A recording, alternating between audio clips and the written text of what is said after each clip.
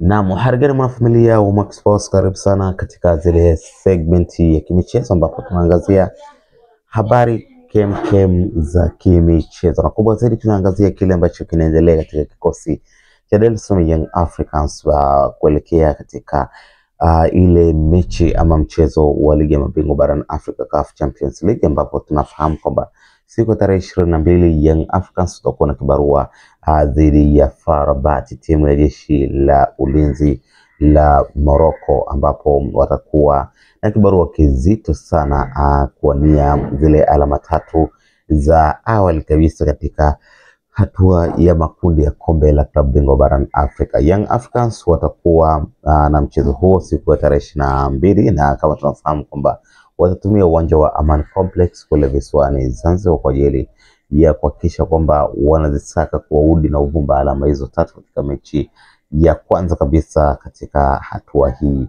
ya makundi. Na tunatazama Young Africans kwa sasa ipoje.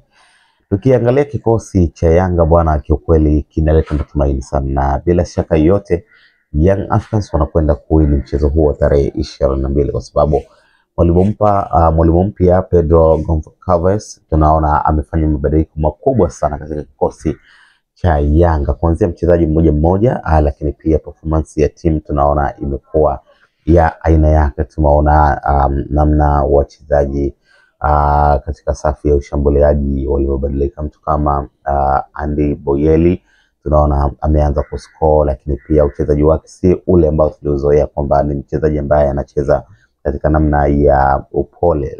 Kwa sasa amekuwa na uchangamfu mkubwa sana, amekuwa na kasi, amekuwa na position nzuri, position sehemu ambapo mpira unamkuta, na imekuwa na matumaini sana. Lakini pia ukiangalia hata mtu kama Celestine Ekwa, pia performance tunaona imeongezeka, ameacha kabisa yale makuzi katika kuhakikisha kwamba wanatengeneza timu yenye hari na morali kubwa sana. Lakini pia uwepo wa Mohamed Hussein Shabalala upande wa ile